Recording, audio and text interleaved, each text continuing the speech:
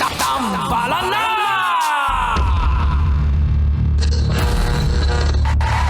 Ang tambalang kumikinang. Coliala and Diego Bandido.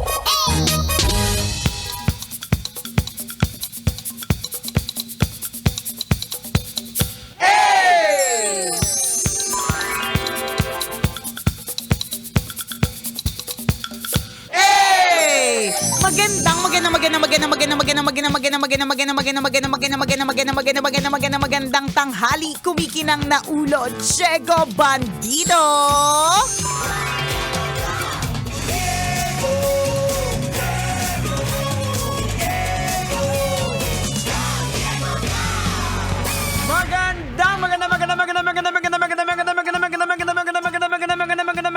Magandang tanghali, kumikinang ina.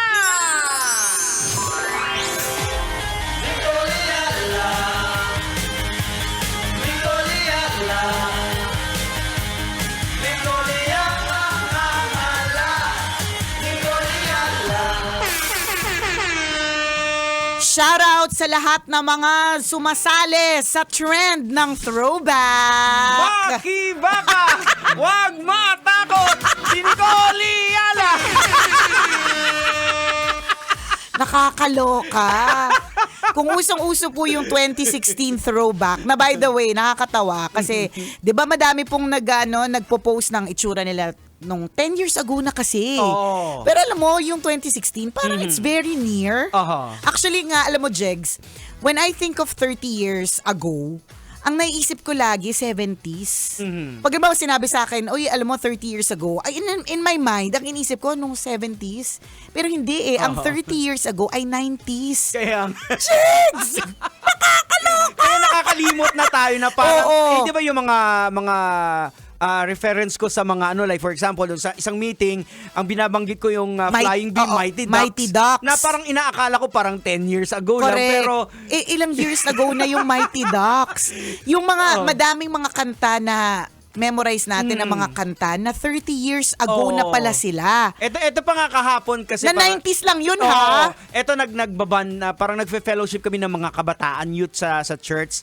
So kinikwento ni Mrs. Nilet na alam mo nagustuhan kasi si Sir Jan, pinag-uusapan namin. Nagustuhan siya ng ganito niya kasi kengkoy siya. Sabi ko, tanungin mo sila kung alam nila yung kengkoy. Yung ibig sabihin ng sabi kengkoy. niya, ano ba yung ano po yun? Diba? Alam mo, sa totoo lang, madami tayong batch. Akala lang natin. Naiintindihan Oo, yung mga lingwahe natin. Oo. Pero in the same way, na hindi rin naman natin naiintindihan yung lingwahe nila. Di ba magkaiba? Halimbawa, nung isang araw, yung anak ko, sabi niya, oh my gosh, Mom, I'm watching a play. There's a fine shite. Fine shite? Research!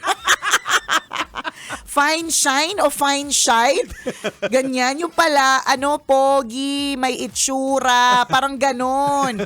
Fine shite, Fine shite is slang of the Gen Z, Gen Alpha culture, meaning very attractive.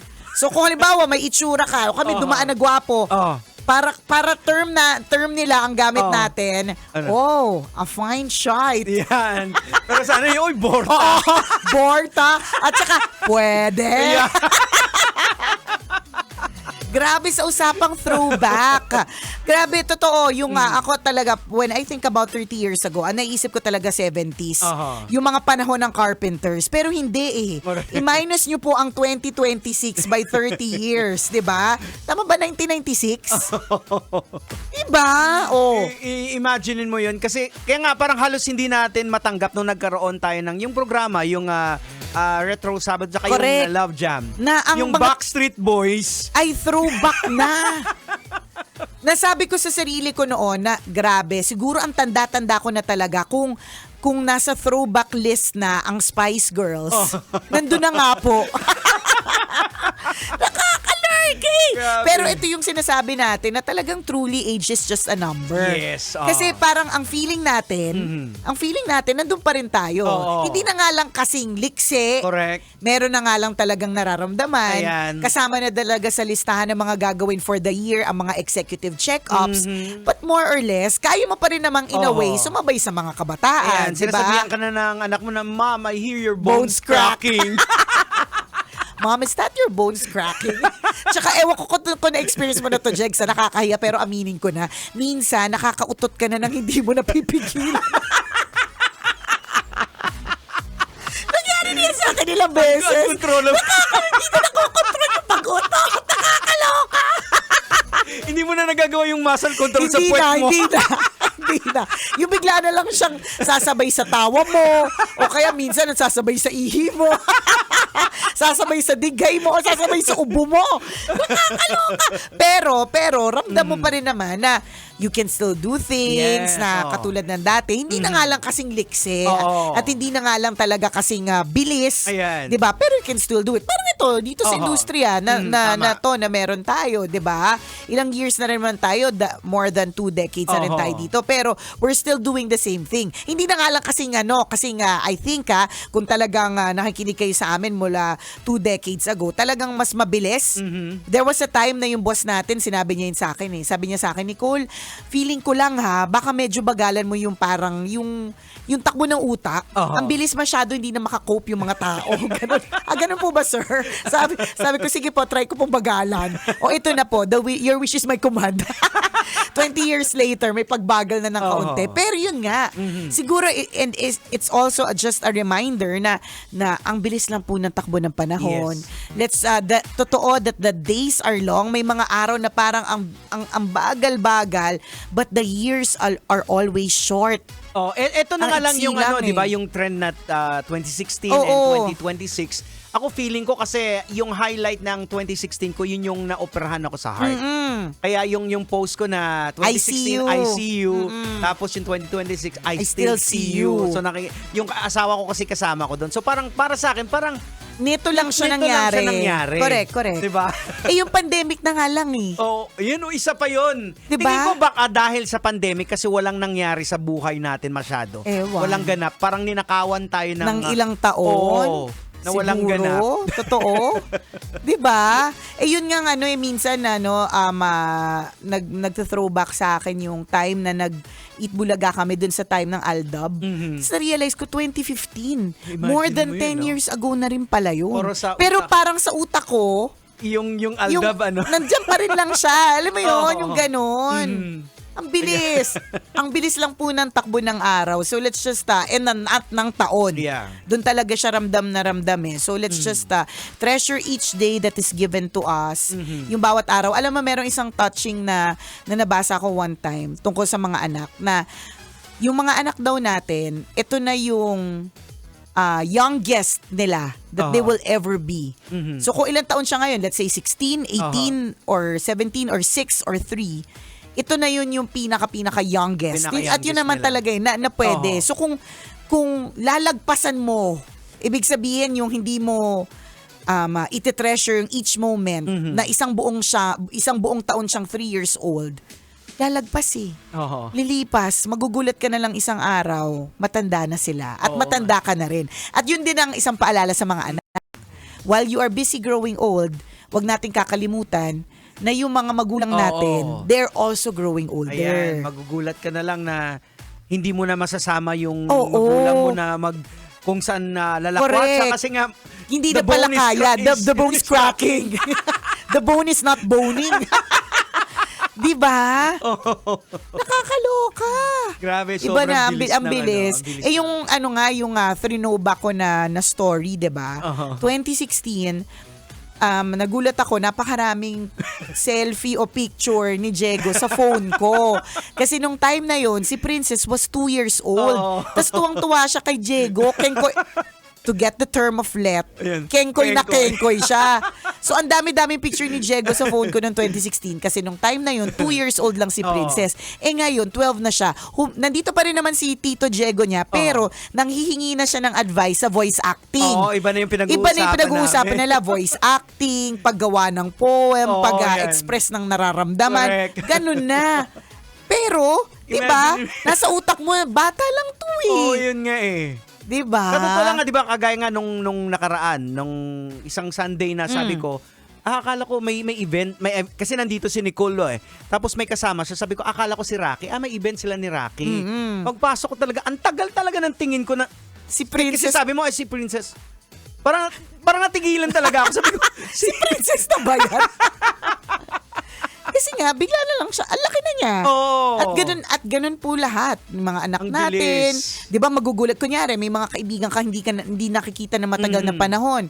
Tapos makikita mo yung mga inaanak mo. Oo. Di ba? Sa mga kaibigan mo, magugulat ka. College na pala yun.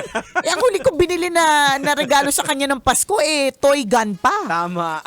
The days are long but the years are short. Grabe, mga kabisyo. sobrang ang bilis ng Oo, panahon talaga. Totoo yan. Ikaw, totoo anong yan. naging highlight mo sa 2016-2026 trend? Mas na-highlight nga yung throwback ko noong 2001 eh. Yung nakikibaka ka. Yung nakikibaka ko. Ayan grabe yung ilong ko dyan So marami nagtatanong kung nagpagawa daw ba ako ng ilong. Nene. Sobrang nene. Tsaka ang tapang. Pero Tinitira mo senador. makatira ng senador. Alam mo, to be honest, nag-iisip pa ako kasi 'di ba nag-resurface nga siya. So may mga nagtag sa akin yan eh. Madami. Medyo kasi 'di ba hindi na nga ako nagpo-political ano tawag doon, opinion.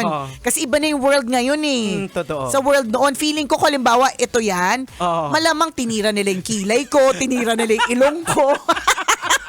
Malamang gano'n na siya eh. Yung Wala pang bashing kasi that time. wala. Kasi walang social media eh. Hindi, tsaka parang feeling ko, pag may pinaglabang ka, mangyayari. Oh, especially pag bata ka correct. talaga Hindi, eh. tsaka, Jegs, nung time na yun, yung mga dapat nai-impeach. Ngayon, ano yung ibig mong sabihin? Wala naman ako sinasabi. ang ibig ko lang sabihin, hindi na po ako kasing tapang.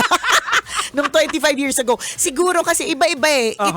It differs. Parang, ang sabi ko nga dun sa post ko, okay, for context, so, may bigla pong lumabas po kasi na video ko nung 2001. Throwback. Throwback to ng ABS. ABS ang nag-post nun eh. Parang TV Patrol 2001. Nung nangyari nung January 17, 2001. So, nung time na yun, ito po ay mga rally. So, rallyista po ako. Presidente po ako ng Student Council rally. May tinitira po ako ng mga ganyan. So, na-realize ko, fast forward, kasi nagtanong ka naman anong highlight, no? Fast forward, something's really never changed. Parang ever since pala talaga, hindi ako cut maging Disney princess. Laging warrior. Laging lumalaban. Pero, nag-iiba lang siya ng mukha. Diba? Nag-iiba lang yung face ng nag-iiba lang ng buhay face. mo. So, kung yung time na yun, tapang-tapang, kaya mong ako hindi ko na siya gagawin ngayon. Bakit? Iba na rin yung world ngayon eh. Subukan mong gawin dyan, cancel ka, o di naman kaya, pwede kang abangan sa labas. Saka may pamilya ka na. May pamilya may na mga ako eh. Nung time na yun, wala naman akong anak na iintindihin.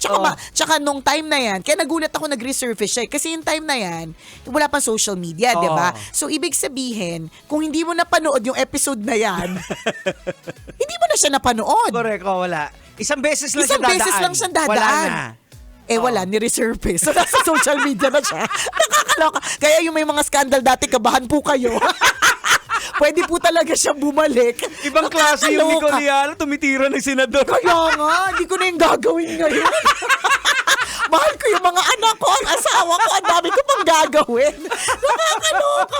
Ibang klase talaga. Kaya to be Ang honest, tapang. medyo inisip ko din. Tsaka ang tapang, yung tapang. pagkunot ng noo ko, nakala mo naman may kilay si ate girl. Ang tapang ng batang yun. Siguro kung ikaw yung nanay ng batang yun sa ngayon, anong sasabihin mo sa kanya? Naku, anak. Naku, Anong anak. ma-advise mo? Anong ma-advise mo sa sarili mo? Naku, anak. Ayan. O diba, tingnan mo yan, Jegso. Meron namang evolution of man na tinatawag. Doon na lang tayo sa itsura. Wag na tayo mag-dwell sa pagtira ng senador. Nakakaloka. Pero I just hindi ko na matandaan tong interview na to. Hindi talaga. Pero what I remember is, yung mga pinaglalaban noon, may mga nangyayari. Yun lang yung gusto kong sabihin. Mukhang hindi ata naiintindihan yung tinuro na Apakayabang! Diyos ko po! sa anak mo pag-uwi sa bahay. Halika nga dito. Ano pinagsasabihan? Sabi mo dyan! Nilalagay mo sa langan yung buhay Diba? natin. Nakakaloka! Ay, nako. But anyways, yun lang naman ang gusto nating sabihin, 'di ba? Na may mga bagay talaga na nangyari noon. Na minsan gusto mong balikan, minsan hindi. Pero ang bilis lang talaga ng panahon. Tama. Ang bilis. Sobrang bilis. Kaya especially sa mga bata, yung relationship nyo sa mga magulang nyo. Nako. Minsan magugulat ka na lang, matanda na pala si mami, si daddy. Alam mo, merong isang pinagawa noon yung digital team na hindi ko makakalimutan. Yung hawakan yung kamay ng magulang. Kasi gawin nyo po, dun mo marirealize, matanda na pala yung kamay niya. Ibig sabihin, matanda na pala sila.